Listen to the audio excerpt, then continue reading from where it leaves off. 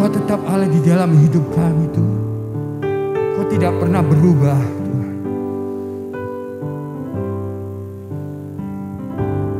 Engkaulah Tuhan, Engkaulah Raja, berdaulat atas hidupku, ku berserah.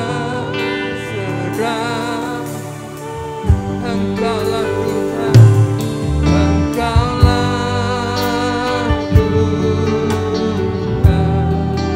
Engkaulah Raja,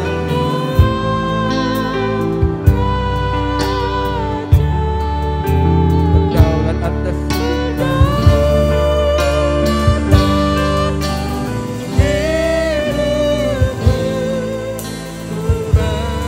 sekali lagi. Mari kita angkat hati kita di hadapan Tuhan. Engkaulah Raja,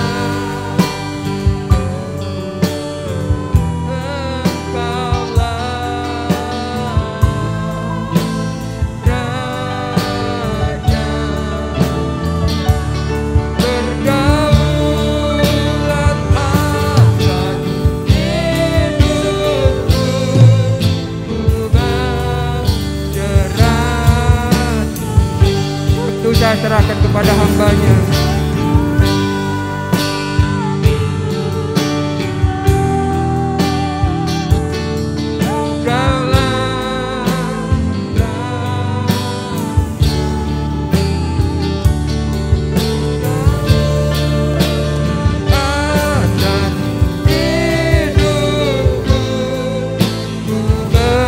Sekali lagi sama-sama.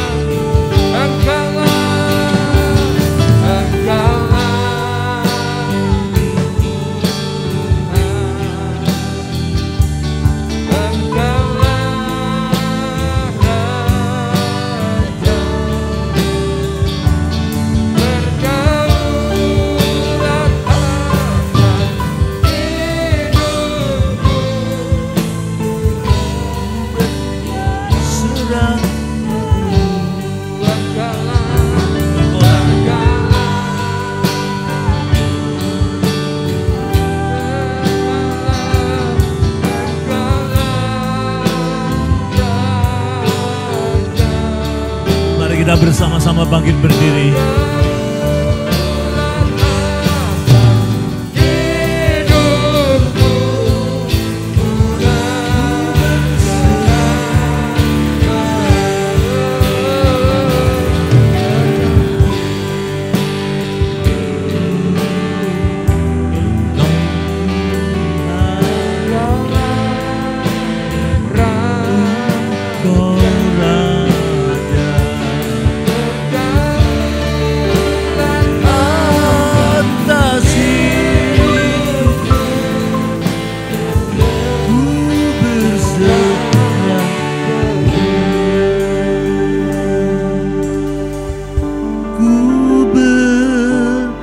Serah penuh.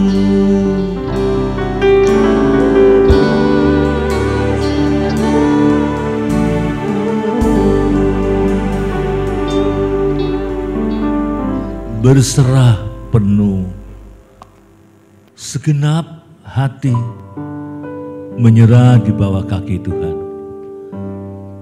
Itulah jawaban atas hidup yang carut marut, kemelut, yang makin membara. Berserah penuh. Dan justru dengan berserah penuh, Roh Kudus menginspirasi hidup kami. Kayak apa sulitnya hidup, kayak apa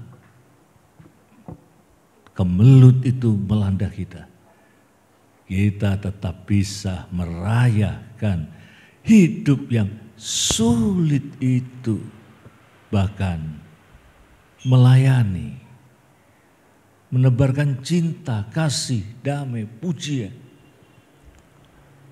Sambil mengingat betapa mesranya Engkau berjanji kepada kami.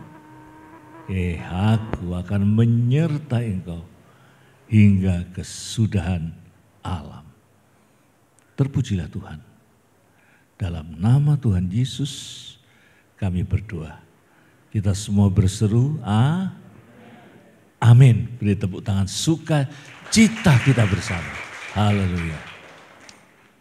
Puji Tuhan, kekasih-kekasih Yesus Kristus yang tetap tabah melangkah di jalan Tuhan. Berapa bulan yang lalu Presiden kita Jokowi dalam pidatonya mengatakan demikian. Tahun ini sulit. Tahun depan, ia jeda sejenak, tahun depan, saya kira dia mau mengatakan tahun depan akan membaik. Ternyata ia bilang, tahun depan gelap. Sulit atau gelap, terutama bagi saya. Bukan hanya menyangkut ekonomi, chaos gelap di seluruh aspek kehidupan. Pendidikan moral terutama, ya. Pedofilia, pelecehan seks, tidak hanya di kalangan santriwati loh. Juga di sekolah-sekolah yang berbasis Kristen seperti yang terjadi di Batu Malang. Krisis tidak hanya krisis energi, krisis minyak seperti yang terjadi di Eropa yang sekarang menyambut musim dingin dan banyak orang siap menghadapi musim dingin tanpa pemanas. Yes, karena krisis energi juga di kita.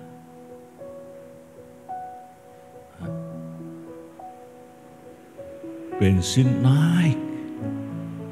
Saya lihat sendiri di televisi di Surabaya di satu pompa bensin pada hari yang sama.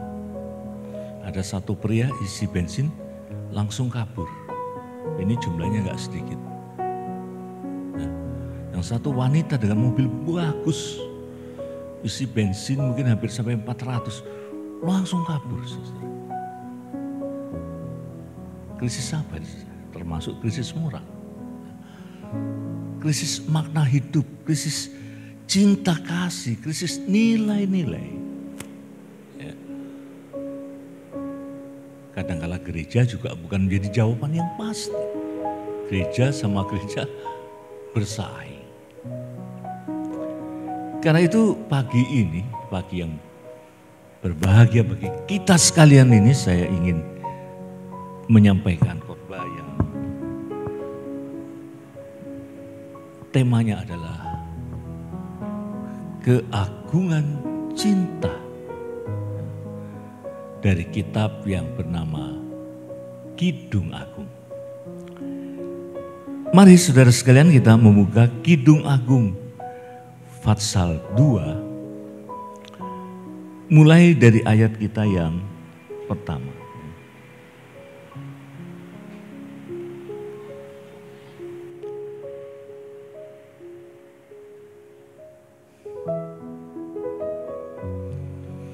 Kidung Agung Fatsal 2 mulai ayat kita yang pertama sampai dengan ayat kita yang ke-7. Bunga mawar dari Syaron aku, bunga bakung di lembah-lembah. Seperti bunga bakung di antara duri-duri, demikianlah manisku di antara gadis-gadis. Seperti pohon apel di antara pohon-pohon di hutan, demikianlah kekasihku di antara teruna-teruna. Di bawah naungannya aku ingin duduk. Buahnya manis bagi langit-langitku. Telah dibawanya aku ke rumah pesta. Dan panjinya di atasku adalah cinta. Kuatkanlah aku dengan pengganan kismis. Segarkanlah aku dengan buah apel. Sebab sakit asmara aku. Tangan kirinya ada di bawah kepalaku. Tangan kanannya memeluk aku. Kusumpahi kamu putri-putri Yerusalem demi kijang-kijang atau demi rusa-rusa betina di padang. Jangan kamu membangkitkan dan menggerakkan cinta sebelum diingininya. Puji Tuhan. Kidung Agung. Tempatnya persis di tengah Alkitab. Sadar enggak kita? Oh, ada tujuannya. Tujuannya untuk menarik perhatian jenengan, saudara-saudara, gereja, terutama pada anak-anak remajamu yang sudah mekar tumbuh, yang mengenal arti pacaran, yang mengenal cinta, yang tertarik pada sesama jenisnya, disertai perubahan-perubahan pada tubuhnya. Jakutnya mulai kelihatan, organ-organ sensitif yang lain, yang kalau Anda gagal untuk memperhatikan, memberikan perhatian, banyak remaja-remaja kita yang jadi mu'alaf misalkan. Karena perhatian gereja sangat minim. Gereja hanya memperhatikan soal jumlah. Penting. Ya. Tempatnya di tengah. Minta perhatian orang tua. Jangan cuma dimarahi. Seperti saya mengalami sendiri di jemaat. Ya. Sang ibu kaget setelah lihat WA anaknya. Berpacaran dengan yang beragama lain. Rampas HP-nya. Tidak bisa, tetap beli lagi. Malah dia bilang sama pacarnya, maafin ya mamaku, kita tetap jalan terus. Sedih. Ada yang punya anak pria, kamarnya penuh dengan aksesorisnya cowok ya. Ada halter, ada foto-foto penyanyi. Oh, ini cowok. Tapi kalau di gimnasium ya, di kafe kumpul sama teman-temannya, di toel dikit sama temannya, lalu kakinya merapat. Banyak kejadian kayak gitu. And you jenengan semua tidak care. Gereja tidak care. Ya. Ngeri. Saya di Amerika barusan kaget ada gereja Indonesia. Majelisnya LGBT, pakaiannya sudah membersihkan kalau dia LGBT. Masa cowok pakainya pink, maskernya pink, sepatunya pink. Ya. Gereja Kidung Agung membutuhkan perhatian itu, maka ditaruh di tengah. Yang memberi perhatian bukan gereja, malah perusahaan komputer besar yang bernama Apple justru memberikan perhatian. Saudara, yang kedua, Kitab Agung juga meminta perhatian gereja. Gereja yang gak cair, gereja yang kaku. Gereja yang tidak pernah menyadari bahwa hubungan dengan Tuhan, it's kemesraan. Tuhan itu kekasih. Kita itu adalah mempelai perempuan yang menantikan mempelai laki-laki. Tadi saya mengutip dalam doa yang mesra. Aku akan menyertai kamu hingga kesudahan alam. Oh, mesra sekali.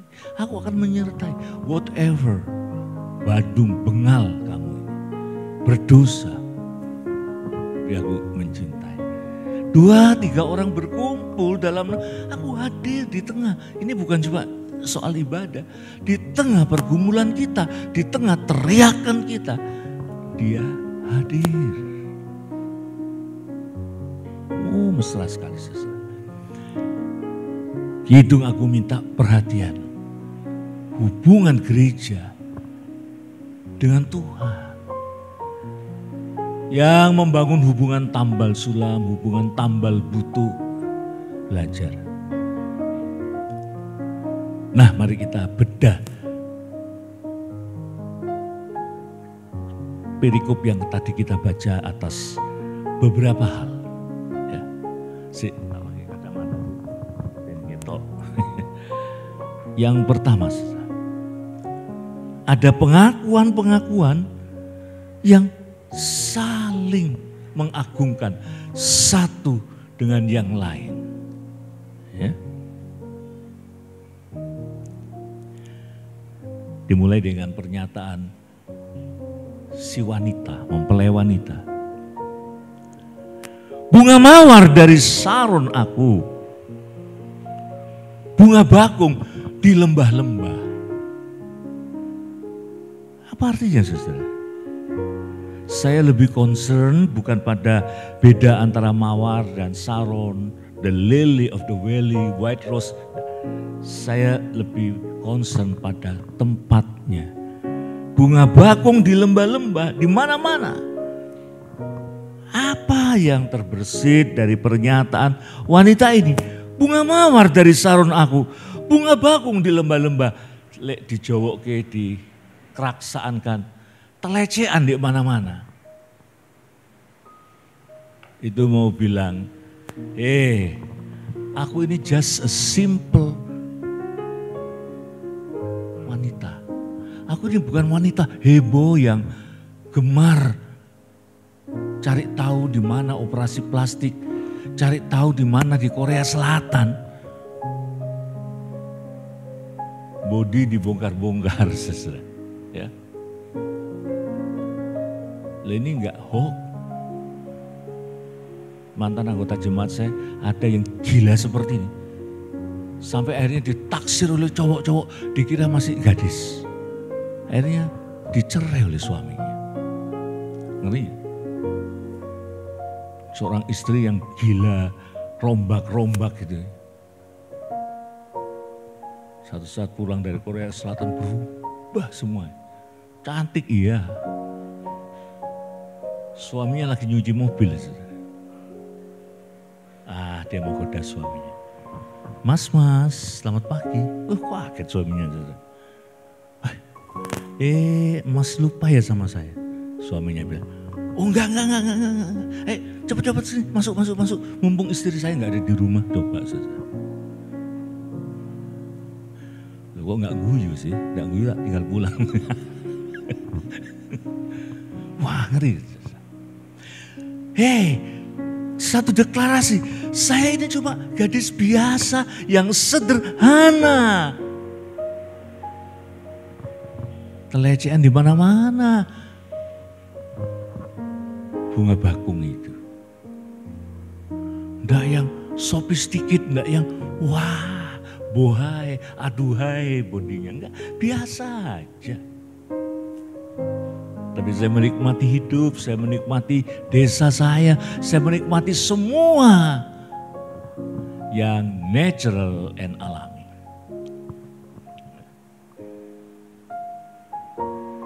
Lalu dibalas oleh kekasihnya. Kekasihnya bilang apa, saudara? Seperti bunga bakung di antara duri-duri,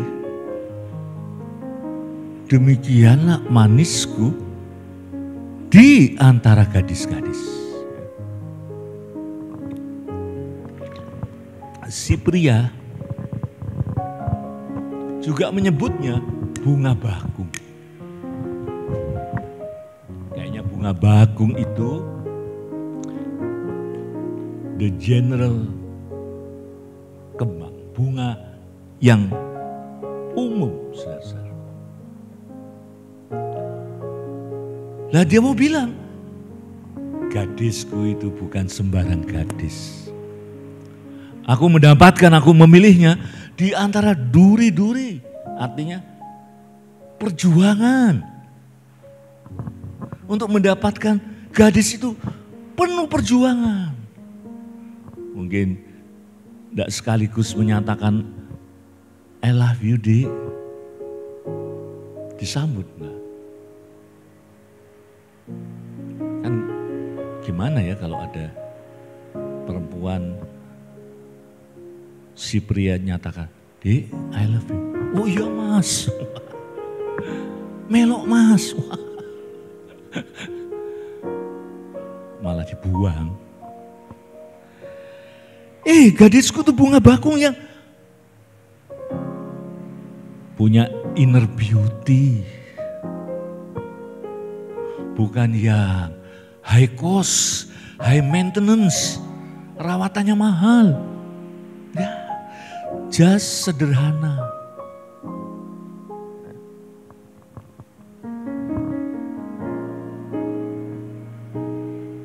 Demikianlah manisku di antara gadis-gadis.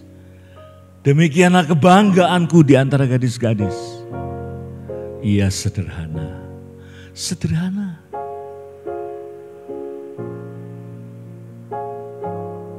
Ada seorang suami datang ke pendetanya. Om, saya mau cerai. Kenapa om mau cerai? Karena beda filosofi om. Filosofi saya tentang pernikahan begini, mengasihi. Istri saya enggak. Istri saya filosofinya pernikahan itu workshop. Suami yang work, istri yang shop. Lah kok enak. Cerai. Seperti bunga bakung di antara duri-duri, demikianlah manisku di antara gadis-gadis. Sekarang si wanita membalas. Dia berkata begini. Seperti pohon apel di antara pohon-pohon di hutan, demikianlah kekasihku di antara teruna-teruna. Saudara sadar nggak ada yang aneh? Mana ada pohon apel di hutan, di rimba raya? Rimba raya itu penuh dengan pohon-pohon yang perkasa, pohon-pohon yang kuat. Usianya bisa berabad-abad, bisa ribuan tahun. Lu nyelip pohon apel yang tidak sebanding dengan pohon yang besar. Ternyata si mempelai wanita membanggakan suaminya karena suaminya itu tidak perkasa doang, maco doang, galak doang, kelihatan, tapi juga punya sisi yang lembut yang digambarkan dengan apple. Apel itu hampir sama dengan anggur, mengkiaskan romantisme, kehangatan. Apel, manis. Tapi bukan apel batu ya saudara, kecut apel batu. Nah enak. Enak yang gue rujak tok. Tadi saya bilang aneh. Karena very langka. Langka. Suami yang di satu sisi dia men-tackle. Seperti tadi. Tangannya di bawah kepalaku. Tangannya yang satu merangkul. Seolah-olah si istri berkata, cover me, cover. Gak cuma di dunia spion, di dunia tembak-tembakan, di film. Cover me. Cover. Ia jantan, ia perkasa, tapi punya sisi lembut, saudara-saudara. Sisi lembut. Di Andhra Pradesh, India ada satu peristiwa. Seorang istri, Jagaratnam namanya, menggugat cerai suaminya. Tapi masalahnya ini yang aneh.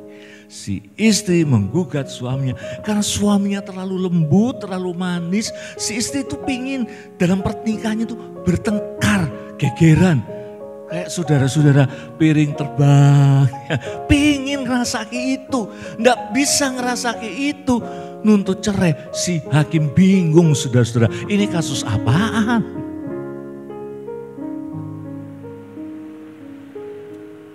Lek guyu jok diempet malah ketok elek, saudara, elek banget. Pas. Wah, karena si suami ada gejala mau bertengkar, udah. I love you. Istrinya jadi muak, saudara. Aneh ya. Nah, seorang pria di satu sisi pohon rimba yang perkasa. Di satu sisi buah apel, pohon apel. Ya ini yang sangat diperlukan dalam hidup saudara-saudara. Nah, itu tadi yang pertama. Yang kedua, saudara. Saling menunjukkan kemesraan, kebergantungan ya, yang agung. Itu tadi, di bawah naungannya aku ingin duduk. Ini bukan duduk jeruk gitu ya. Duduk sambil melemparkan badannya. Seolah-olah tangkap. Seolah-olah cover me. Bahwa naungannya aku ingin duduk, buahnya manis bagi langit-langitku. Telah di bawahnya, dibopongnya. Ini bukan dibopong kasus Yosua itu, bukan saudara. Telah di bawahnya aku ke rumah pesta. Dan panjinya di atasku adalah cinta. Saudara.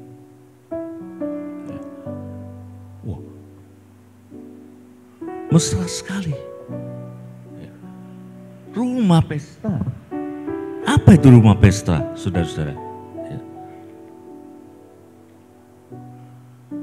Rumah pesta itu adalah ruangan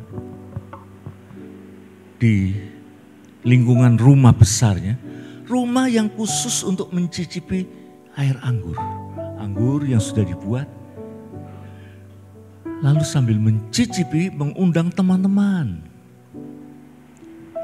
Mengundang teman-teman untuk ya bercengkerama, saling menguatkan.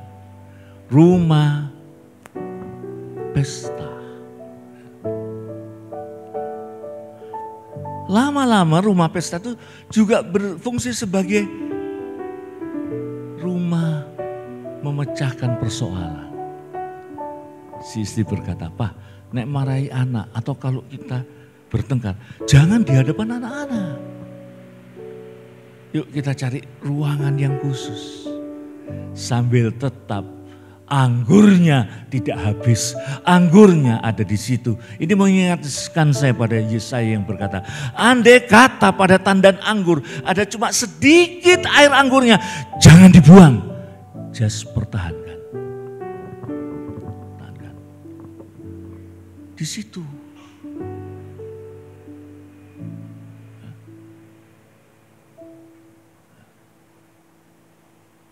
Pemazmur kayaknya punya ya, karena dia bilang aku berteriak. Kayaknya dia punya satu ruang kalau dia lagi suntuk, kayak lagi depresi. Dia marah-marah sendirian tapi dia gigit bantal sendirian. Dan itu lega. Dalam bahasa psikologi disebut katarsis, tapi perlu. Seorang ibu berdoa, keluar air mata, lega keluar. Auranya, wajahnya ceria. Sehingga noniknya berkata, Mami cantik di hari ini. Kenapa? Karena Mami gak marah-marah lagi. Wow, di rumah pesta itu saudara-saudara. Ya, komitmen diteguhkan. Gereja is rumah pesta. Tempat kita mengkaji kembali hubungan kita dengan mesra. Di era seperti ini, kau perlu katakan dengan kata-kata yang mesra. Seperti dia tadi berjanji, aku akan menyertai engkau hingga kesudahan. Apa kata-kata mesra kita? I love you. Ini modal hidup cinta. Andalkan Tuhan. Tapi saya nggak setuju dengan kesaksian-kesaksian seperti ini, saudara. Ya. Tuh saya dibelit masalah yang pelik, saudara. Nggak ada jalan keluar. Lalu dia bilang, saya cuma berdoa. Ini kalimat gak pas, ini kalimat menyakiti. Berdoa itu bukan cuma, loh saudara. Saya cuma berdoa. Itu everything, itu segalanya. Itu mesrahmu, itu pasrahmu. Saya cuma berdoa. Kan dikatakan tidak ada mustahil. Prayer change everything. Bukan cuma. Kan. Tapi yang suka gitu. Tapi saya cuma berdoa. Baru cuma aja udah ditolong saudara-saudara. Apalagi kalau nggak cuma, nggak cuma loh saudara-saudara. Ya, nggak cuma.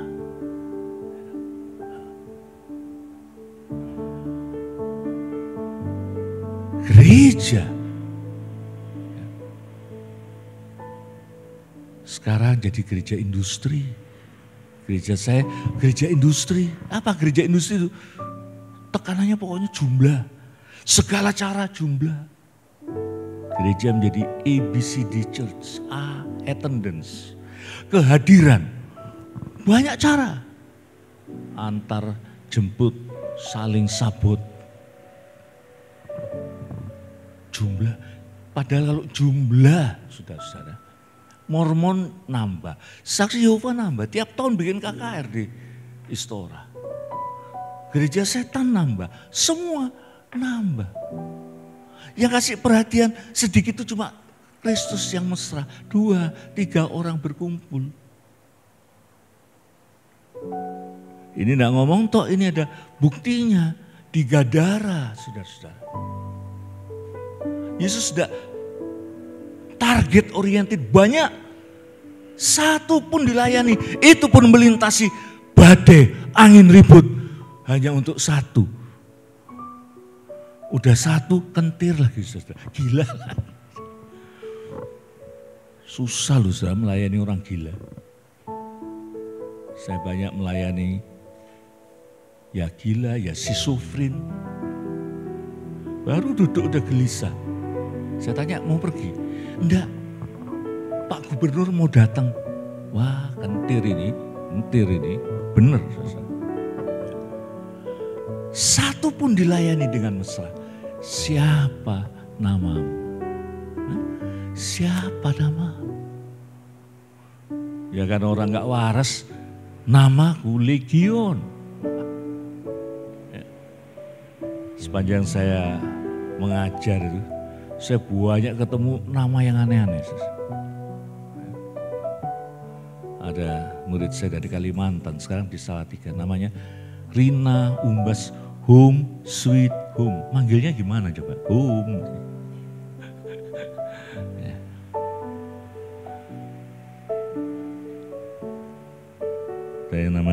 saya absen namanya. Sumberjaya Mangunsong. Terus saya tanya, ini nama toko bangunan apa nama orang? Oh, Sumberjaya. Namanya Rinso. Kenapa kok dikasih nama Rinso? Karena waktu aku lahir, bapakku lihat aku putih kayak Rinso. Sekalian aja kau tambahin, kerendam Rinso.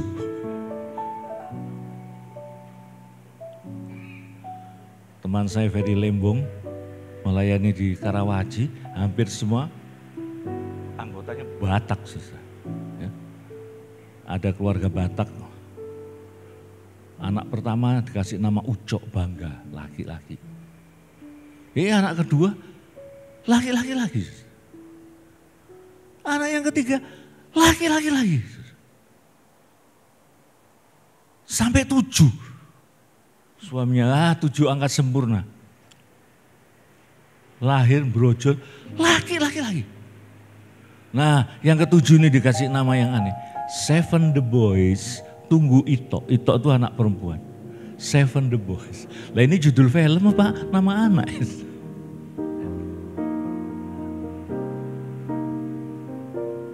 Mesrahnya Yesus Kristus. Dia ingat namamu. Dia sebut nama. Kita kalau lagi jotaan, kita kalau lagi marah dengan orang, kita malas untuk mengingat namanya.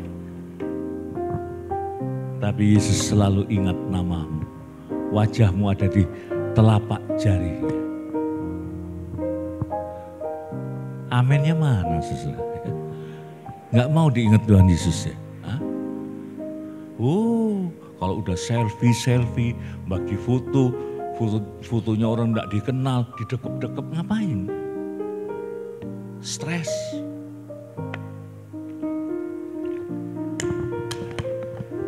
Tapi dia ingat namamu. Di rumah pesta itulah, saudara-saudara, masalah yang berat bisa dipecahkan. Salah paham? Oh gitu toh. Ternyata kamu tuh sebetulnya care. Di balik cerewetmu tuh kamu sebetulnya care. Di balik yang kecil-kecil kamu ribet, itu care. Dipecahkan. Begitu juga gereja, saudara-saudara. Mana gereja yang enggak punya salah paham? Petrus pernah klik besar. Pasti punya. Tapi tidak ada masalah yang nggak bisa diselesaikan. Kisah Rasul 15, pertikaian kelompok Petrus dan soal sunat. Yakobus menjadi ketua sinode, memecahkan dengan baik. Itu gereja, saudara. Nah, setia. Ada orang, saya pindah gereja kok tukaran, gereja kok isinya korban persembahan. Gereja, karena gereja memang tidak sempurna. Pindah-pindah, masalah. Saya ingat saudara, di Bandung tuh ada ustadz terkenal. Ya, terkenal. Teman saya bertanya pada sang ustadz yang istrinya cuma 1. Ustadz, kenapa jenengan kok istrinya 1 kan dibolehkan 4? Gini loh Dik, tiap istri yang kita nikahi kita harus menanggung bebannya, dosanya. Dosa saya sendiri aja belum pas, 1 aja.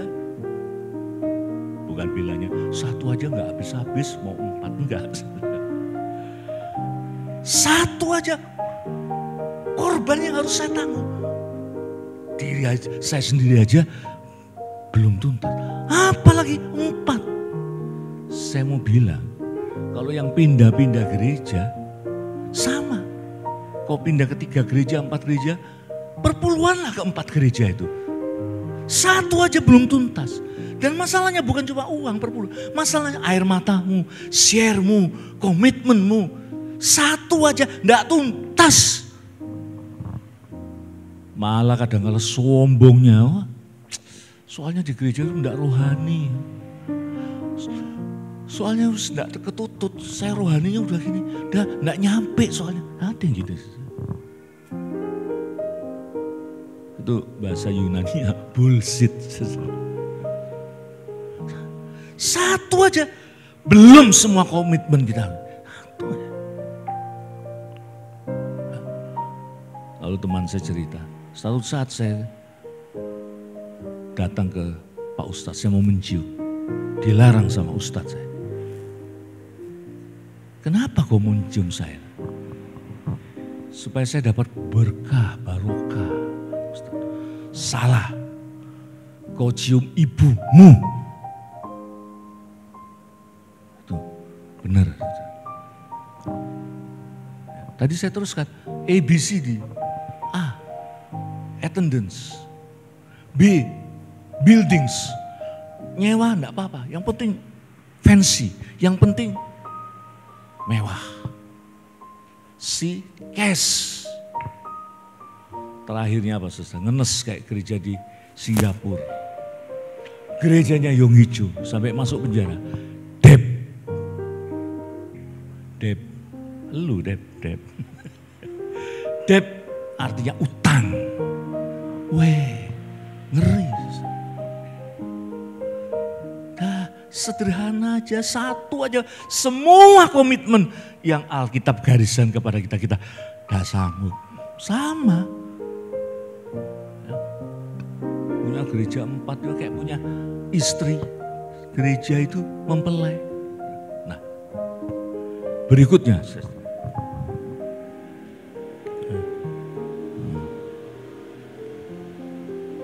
ada rumah sehat. Tidak hanya rumah cinta, rumah sehat. Kismis, buah ara yang dikeringkan, anggur yang dikeringkan. Kenapa? Karena ada musim-musim yang mereka nggak bisa tanam. Itu sehat sekali. Coba saudara perhatikan sekarang katanya mewah, katanya hebat. Hah? Sekarang ini orang masakan Anda ditentukan oleh grab food, junk food, multimedia semua tuh kejam. Kejam. Jangan dikira yang cantik-cantik itu enggak kejam. Kejam loh saudara, kejam. Buktinya apa? Bibir dibordir, alis dipelintir, dicabut, diganti spidol, udara panas, spidolnya lele saudara, malah tambah kayak setan saudara. Bokong disetrika, kejam saudara. Sederhana aja, di rumah sehat, pikirannya sehat, badannya sehat, enggak yang neko-neko, makanannya juga sehat.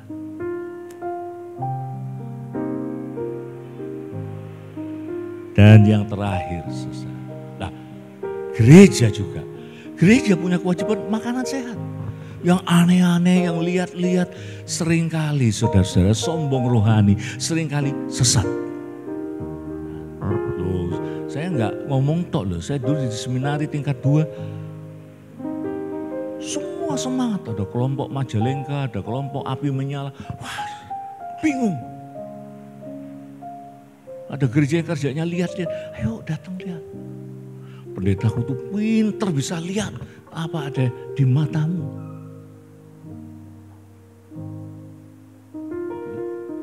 Saya juga bisa, saya kalau ada belek matanya. Kamu baru bangun tidur ya?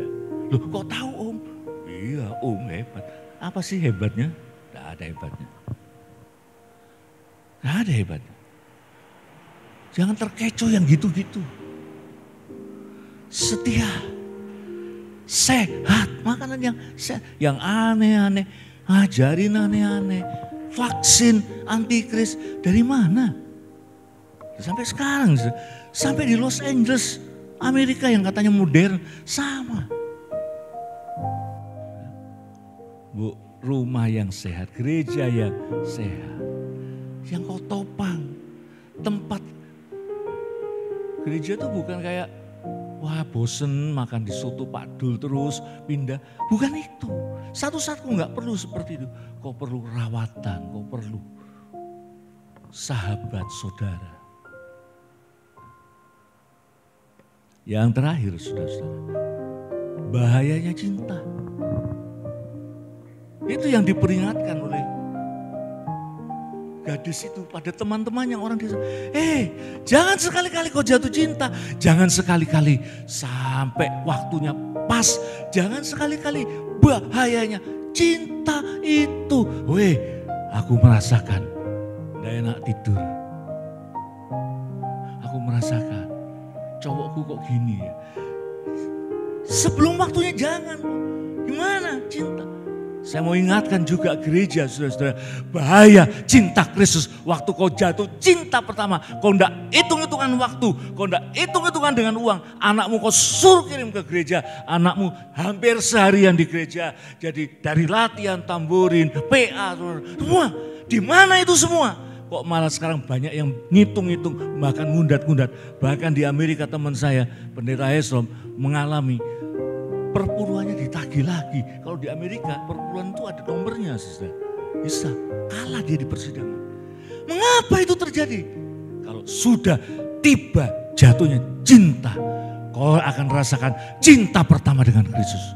Bukan cuma bahasa roh, kau korban, kau berikan dirimu. Masih adakah itu saudara-saudaraku? Amin. Mari kita bangkit berdiri. Saya mau kita nyanyikan lagu lama saja sederhana, tapi dihayati lagu Saya Mau Iring Yesus. Dulu saya tergetar sudah mendengarkan lagu ini. Di seminari Bethel. Mati hidup tergetar. Masih ada gak getaran cinta pertama itu saudara-saudara? Apa sudah kalah dengan serik sakit hati? Personal problemmu dibawa-bawa. Mari kita nyanyikan dengan komitmen kita yang baru. Saya mau iring Yesus. Katakan tegas. Saya mau iring Yesus sampai selama-lamanya. Meskipun saya susah, difitnah, dikhianati, miskin, tapi tetap cinta pertama itu membara di hati saya. Sampai anak cucu saya. Mau katakan sampai kapan? Sampai sementara waktu? No, tidak. Lama-lamanya. Lagi sekali sambil mengangkat tangan kanan kita tertuju kepadanya. Siapa yang mau ini? Gak usah lihat kiri kanan, yuk. Katakan. Iring Yesus. Sampai kapan, saudara? Sampai selama-lamanya. Meskipun saya menderita, saya miskin, saya ditempa percobaan berkali-kali dalam dunia. Yes, Lord Tuhan, iring Yesus. Sampai kapan, saudaraku? Katakan tegas, sampai selama-lamanya. Sekali lagi, saya serahkan kemudian pada Bapak Gembala. Iring Yesus, saya mau iring Yesus sampai selama-lamanya.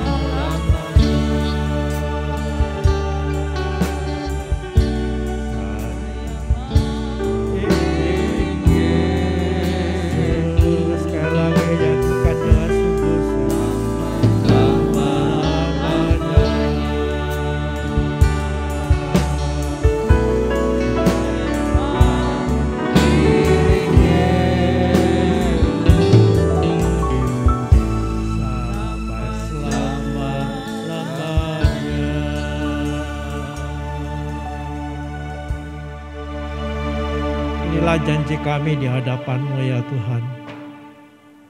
Biarlah janji ini menjadi komitmen kami yang sungguh-sungguh di hadapan Tuhan. Karena kami boleh merasakan betapa Engkau mengasihi kami ya Tuhan.